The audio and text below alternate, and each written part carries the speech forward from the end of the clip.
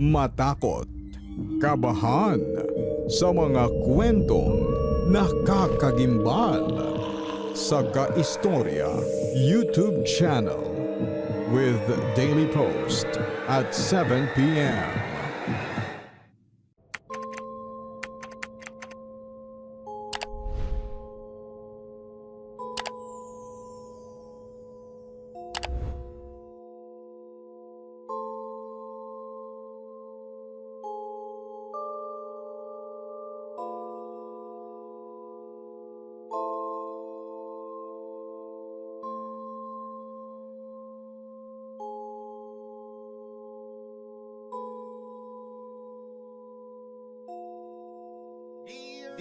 Dear Papa Dudut, sa lahat po ng mga nakatutok ngayon, huwag pong kalimutan mag-like, mag-share at mag-subscribe. Maraming salamat po sa inyong lahat.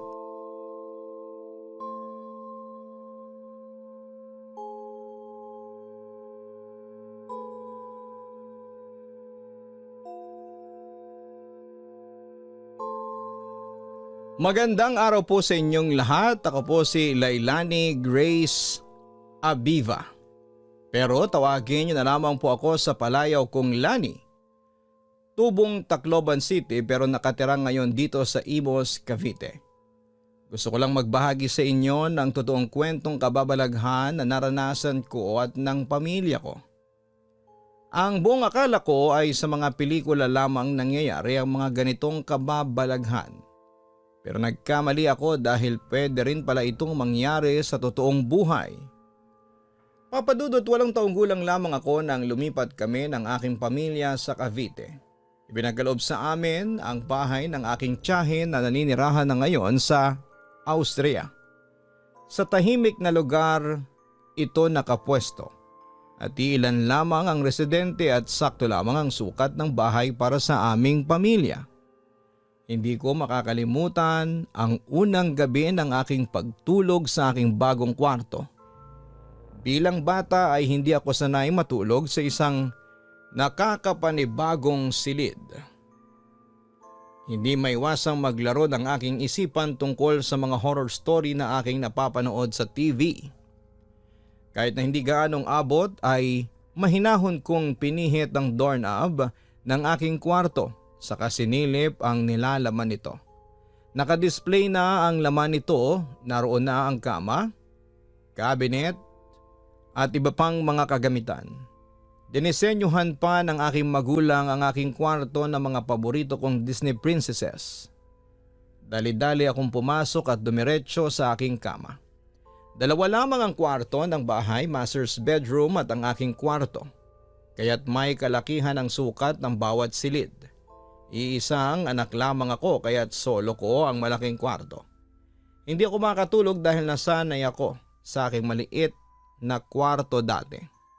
Habang umiikot ang aking paningin sa buong kwarto ay may napansin akong kakaiba sa right corner ng aking kwarto. Tila parang may anino akong nakikita. Parang imahe ng isang babaeng nakaitim at nakatalikod na nakaharap sa corner ng aking pader. Sa harapan mismo ng aking kama ay nakapwesto ang anino. Sa sobrang takot ay agad kong binuksan ang aking lamp, ngunit bigla naman itong nawala nang magkailaw na. Sinubukan ko ulit patayin ang lamp at laking gulat ko nang magpakita ulit yon. Pinatay-sindi ko ang aking lamp ng paulit-ulit at doon ko na obserbahan na nagpapakita lamang ang anino sa tuwing madilim ang kwarto. Agad akong lumabas ng kwarto at dumiretso kina mama. Bukas pa ang ilaw sa kanilang kwarto kaya't malamang ay gising pa sila. Kumatok ako sa kanilang pinto at agad naman nila itong binuksan, Papa Dudut. "O Lani, bakit gising ka pa?" tanong ni Papa. "Papa, may mumu sa kwarto," ang sabi ko habang higpit na niyayakap ang aking teddy bear. "Baby girl, walang mumu dito. Huwag kang matakot. Kasama mo ang guardian angel mo," ang sabi naman ni Mama. "Mama, meron po. Nakikita ko po siya kanina," naiiyak kong sabi. Nagkatinginan sina Mama at Papa na tila nagtataka. "Sige na Lani, huwag ka nang umiyak. Tingnan natin yung sinasabi mo," Sabay akong kinarga ni Papa. Pumunta kami sa aking kwarto upang silipin ang misteryosong anino. Lani, wala namang mumo, sabi ni Mama habang minamasid ang kwarto. Naiwan akong madilim ang kwarto, kaya't kitang-kita ko pa rin ang imahe ng isang babae. Ayun po yung mumo, sabay kong tinuro ang right corner ng kwarto. Lani, naanto ka lang. Wala namang kaming nakikita sa tinuturo mo. Sabi pa ni Papa. Bakit parang ako lang ang nakakakita ng anino? Kitang-kita ko yun, ngunit hindi naman makita nila Mama at Papa. Gusto mo itabihan ka na lang namin dito ni Papa sa kama mo para mawala na ang fear mo? Nakangiting tanong pa ni Mama. Nahiga na kami sa kama at pinagitnaan ako nila Mama at Papa at sabay nila akong hinalikaan sa aking magkabilang pisngi. Habang ako naman ay todo titig pa rin sa imahe ng isang babaeng nakatalikod. Sa kabilang banda, isang linggo pagkaraan naming lumipat ay nagkasakit ako ng bulutong. Meron akong mataas na lagnat at ubo that time. At patulog-tulog ako. May ilan akong panaginip na naaalala. Merong panaginip na nagiging fairy daw ako at meron namang patalon-talon ako sa mga malalaking bato mula sa langit.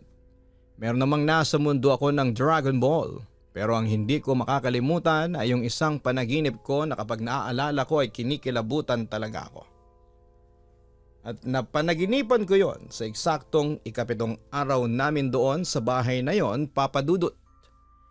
Meron daw akong pamilya na noon at isang anak na baby pa lamang at sobrang saya namin na kasama kong lalaki na sa tingin ko ay asawa ko doon sa panaginip kong yon. Larawan daw kami ng isang masayang pamilya. Sa ika-8 araw namin sa bahay at ikalawang araw simula nung magkasakit ako. Muli akong nanaginip. Sa panaginip ko ay ganon pa rin. May pamilya ako pero pumasok daw ako sa school at pag uwi ko, hinanap ko ang mag-ama ko. Ngunit hindi ko sila nakita sa bahay kaya hinanap ko sila kahit saan. Pagkatapos ay pumunta ako sa malapit na sementeryo dahil naisip ko na baka naglalakad-lakad sila doon at hindi nga ako nagkamali.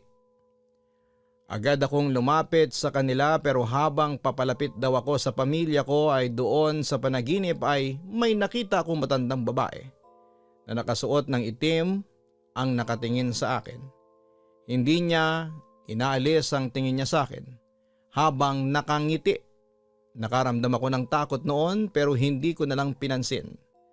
Agad ko raw pinauwi ang mag-ama ko lalo na't madilim na. Pagkatapos noon ay lumaktaw ang panaginip ko. Kinabukasan galing naman ako sa school at muli kong hinanap ang mag-ama ko at naisip ko ulit na baka nandun na naman sila sa sementeryo. Nang magpunta ako ay doon ay nakita ko ang asawa ko na iniiyakan ng isang puntod habang nagsimula ng umulan na may kasamang kulog. Napansin ko din na hindi rin niya hawak ang aming anak. Kaya naisip ko na baka yung anak ko ang iniiyakan niya. Agad akong lumapit sa kanya at niyakap ko siya habang umiiyak. Habang yakap ko siya ay nakita ko pa din yung matanda na nakatingin sa akin habang nakangiti. Nandun pa din siya sa pwesto niya at may hawak ng tungkod. Nagalit ako at pinuntahan ko siya habang ako'y umiiyak. Anong ginawa mo sa anak ko? Anong ginawa mo? Galit na wika ko sa matanda. Habang yung matanda ay ganon pa din ang mukha habang nakatingin pa rin sa akin. At walang imik ay sumulyap daw ako sa asawa ko at nakita ko na papaakyat siya sa gate ng sementeryo upang lumabas nang biglang may yumakap sa kanya at hindi ko kilalang babae yon. Agad akong tumakbo papunta sa kanila at galit na sumisigaw. At tumalon daw ako ng mataas para maabutan ko sila at nakita ko sila na papasok sa quarry sites. Agad kong hinila ang asawa ko at sinampal ang babae, Papa Dudut. Pero pinigilan ako ng asawa ko at sinabing, Mariela, pabayaan mo na kami. Hindi na kita mahal.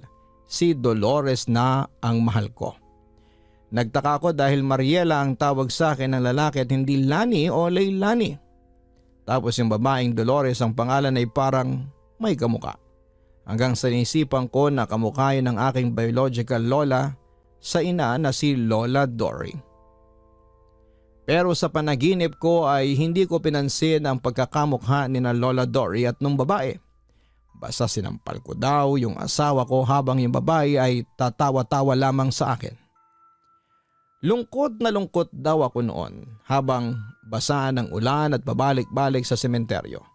Nang biglang may malakas na liwanag ang sumalubong sa akin. Kaya napatakip ako ng mata.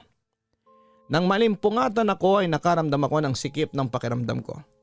At sa pagdilat ko ay nakita ko yung babaeng nakatalikod sa sulok ng kwarto ko pero kinilabutan ako.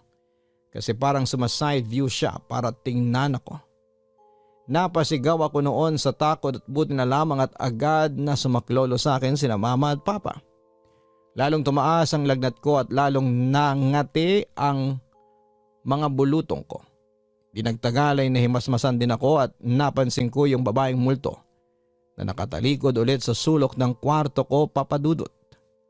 Ma, pa, hindi niyo po ba nakikita yung babaeng nakatalikod sa sulok? Muling tanong ko sa kanila.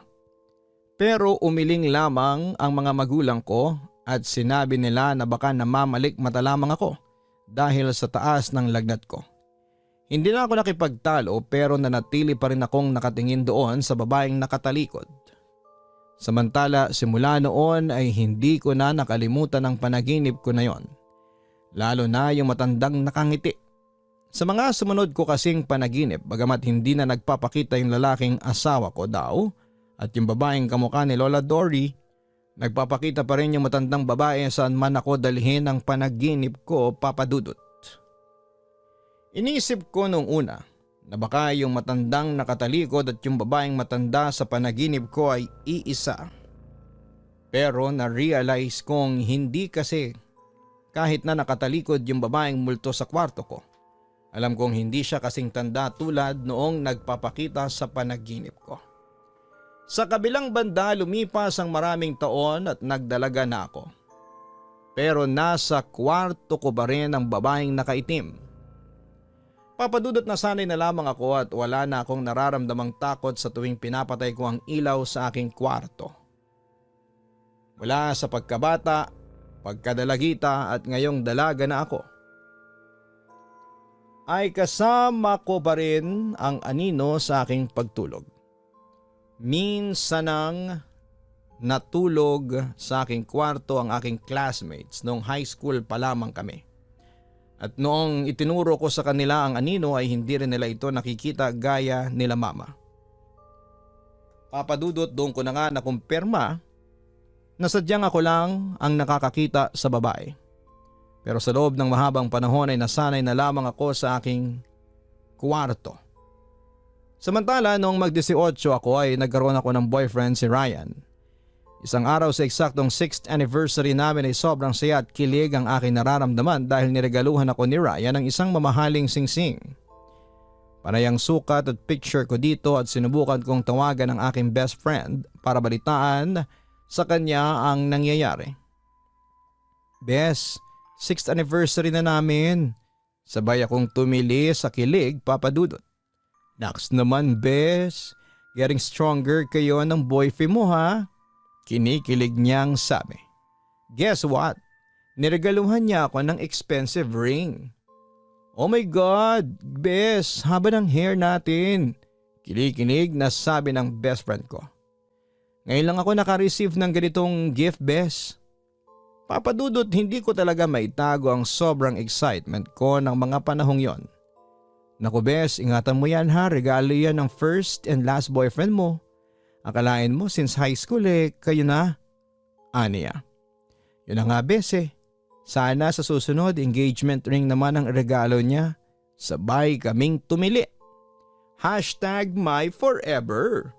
Pagkatapos noon ay matagal pa kaming nagkwentuhan. Pero noong mag-alas 11 na ng gabi ay nagpasya na siyang magpaalam sa akin. Sabay ko nang pinatay ang aking lampshade.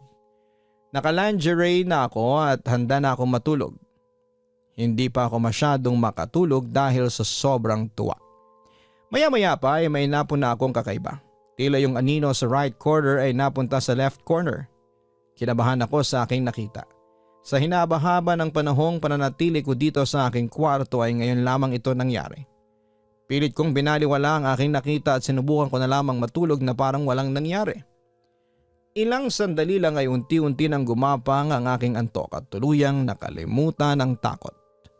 Lumipas ang ilang oras ay bigla na lamang ako nagising. Nalimpungatan ako nang wala sa oras. Gabi pa rin at wala pang sinag ng araw. Tiningnan ko ang oras sa phone at saktong 3:00 pa lamang ng madaling araw. Nasa kaliwa pa rin ang anino at walang pinagbago. Kinapa ko ang laman ng box ng aking singsing at laking gulat ko nang wala ang singsing sa loob ng kahon. Doon ko lamang iyon huling nilagay at wala nang iba. Sinubukan kong buksan ang aking lamp ngunit nakapagtatakang hindi ito bumukas. Kakakabit ko lamang ng bagong bumbilya sa aking lampara at imposibleng napundi yon ng maaga. Sinubukan kong magmasid sa kwarto kahit madilim. Agad kong nakita ang liwanag ng aking kumikinang na silver ring sa kaliwang bahagi ng aking kwarto. Malapit mismo sa anino. Lumakas ang tibok ng aking puso. Nagdalawang isip ako kung kukunin ko ba o hindi, ngunit sinubukan kong lakasan ang aking loob. Baka kinabukasan ay hindi ko na yon makita kung ipagpapabukas ko pa. Bumangon ako sa aking higaan, huminga ng malalim saka tumakbo ng mabilis para kunin ang singsing. Agad akong kumaripas ng takbo at kinuha ng agaran ang mahalagang singsing. At sabay akong dumiretso sa aking higaan. Binuksan ko ang ilaw ng aking kisame upang tignan papadudot kung nagkagasgas ba ang singsing. Mukhang wala namang naging diferensya. Kaya't binalik ko na lamang sa aking box. Sabay tago sa aking drawer. Papadudot papatayin ko na sana ang ilaw nang biglang may nakakapangilabot akong nakita. Tumayo ang aking balahibo at nanlamig ang mga buto ko sa buong katawan. Isang babaeng nakatalikod sa left corner ang aking nakita at sa pagkakataong ito ay malinaw ko na siyang nakikita kahit bukas ang ilaw. Naka all black dress siya na abot hanggang tuhod ang palda. Naka doll shoes rin ang babae. Sobrang puti ng kanyang mahahabang legs at abot hanggang puwitan ang kanyang terintas na buhok. Sobrang puti ng kanyang batok. Naipit ang aking lalamunan at hindi ako makasigaw. Tanging ang tunog lamang ng aking wall clock ang nagbibigay ingay. Unti-unti akong umatras papunta sa aking pinto sabay kong pinatay ang ilaw. Nang dumilim ay bigla na lamang nawala ang babae. Kahit ang madilim na imahe niya ay nawala na rin mapa left or right corner man. Tagaktak ang aking nanlalamig na pawis kasama ng aking malakas na tibok ng puso. Sinubukan ko ulit buksan ang ilaw para siguraduhin wala na talaga siya. Pero nang lumiwanag ay naroon pa rin siya sa kwarto, ngunit sa pagkakataong ito ay lumipat ang kanyang pwesto sa tabi ng aking cabinet sa kanang bahagi. Mas lumapit siya kumpara sa naunang pwesto. Nakatalikod pa rin ang babae. Sobra akong natakot. Pinihit ko ang aking pinto ngunit hindi ito nabubuksan. Bigla na lamang namatay ang ilaw nang hindi ko inaasahan. Pilit kong binuksan ang pinto ngunit hindi ko ito mapihit papadudot. Maya-maya pa ay bigla na lamang kusang bumukas ang ilaw ng kwarto at naroon na siya sa aking mirror table sa kaliwa. Kalapit ng aking kama. Agad na namatay ang ilaw. Nang mamatay ang ilaw ay sinubukan ko ng sirain ng doorknob. Malamang ay baka nasa tabi ko na siya pag muling bumukas ang ilaw. Binasag ko ang doorknob gamit ang aking dumbbell pero hindi umubra. Hanggang sa muling bumukas ang ilaw at paglingon ko sa aking kaliwa ay nakita ko na ang babaeng nakatalikod pa rin. Ako si Mariela. Tila boses ng babae ang umaalingaw-ngaw sa utak ko. Natandaan ko yon pero dahil sa takot ay tarantang-taranta pa rin ako na buksan ang pinto. Hanggang sa kusang bumukas na lamang ang pintuan at doon ay dali-dali akong lumabas para humingi ng tulong sa mga magulang ko. Kinabukasan papadudot habang nasa banyo ay napapaisip ako sa naging karanasan ko noong gabi. Bigla ko naalala na narinig kong nagpakilala ang babaeng nakatalikod bilang si Mariela. Nagtaka ako kasi parang pamilyar sa akin ang pangalan. Hanggang sa maalala ko yung naging panaginip ko noong bata pa ako. Natandaan kong tinawag akong Mariela. ng asawa ko di umano sa panaginip. Hindi nagtagal ay na-realize ko na yung panaginip kong yon ay hindi patungkol sa akin kundi patungkol doon sa babaeng nakatalikod. At nasaksihan ko ang naging buhay niya bago siya mamatay. Samantala noong araw ding yon ay nagkataong nag-video call noon ang tiyahin kong nakabase sa Austria. Tinanong ko tuloy sa kanya kung ano ang history ng bahay namin. Doon ay nalaman ko na ang bahay na yon ay sa magulang pala ng asawa niya. Yung lolo at lola ng asawa ni tita ang orihinal na nakatira doon at may dalawa itong anak na babae. Sina Mariela at Marigolda. Pero namatay daw si Mariela kaya napunta raw ang bahay kay Marigolda. At ang anak ni Marigolda na asawa ng tiyahin ko ang nagmana ng bahay kinalaunan. Sa puntong iyon ay nabigyan na ng kasagutan ng tanong ko kung bakit nagmumulto doon ang babaeng nakatalikod kasi dati siyang nakatira doon. Kung bakit naman siya nasa kwarto ko. Alam ko na rin ang kasagutan. Baka yun mismo ang kwarto ni Mariela. Pero Papa Dudut, may mga tanong pa rin ako sa isipan ko noon. Sino yung lalaking nasa panaginip ko na asawa ni Mariela? At si Lola Dory ba yung babaeng ipinalit ng lalaki kay Mariela?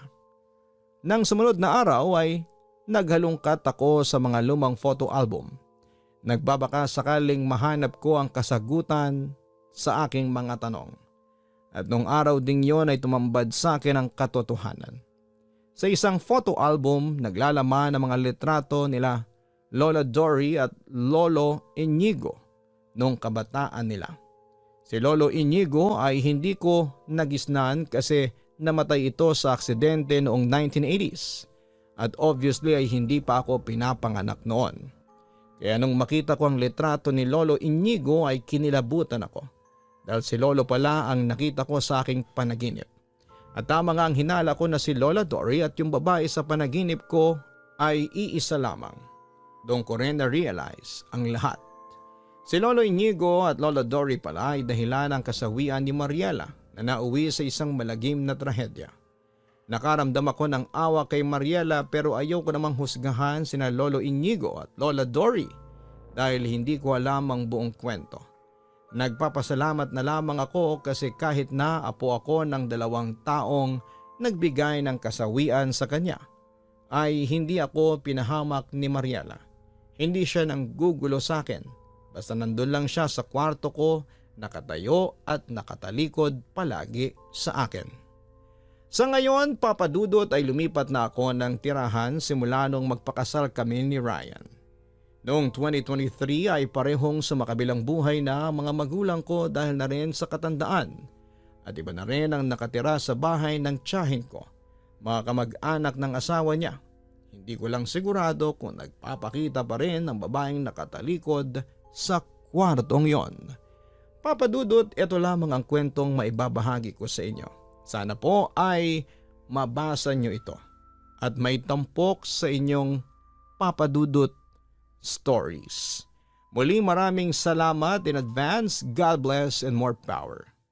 Sa lahat po ng mga tagatangkilik ni Papa Dudut, i-report po natin yung mga nag-re-upload ng kanyang mga content at nagpapanggap na official channel bilang tulong sa effort na ibinibigay ni Papa Dudut. Lubos na nagpapasalamat, Lani Abiva. Maraming salamat kay Lani sa pag-share mo ng iyong kwento sa aming programa. 2 rason lamang yan bakit tayo nakakakita ng multo ayon sa mga paranormal experts. Una, ay ang mga multong nakikita natin ay hindi talaga multo kundi mga masasamang elemento na gustong manlinlang, manggulo at manakit ng taong buhay. Pero meron ding mga ligaw na kaluluwa na hindi matahimik at hindi makarating sa liwanag dahil may mga bagay silang gustong balikan, gawin o muling maranasan. Ganun pa man, isa lang ang maitutulong natin sa mga kaluluwang ligaw. Ito ay ang ipagdasal ang kanilang kaluluwa na makita ng liwanag at makatawid na sa kabilang buhay.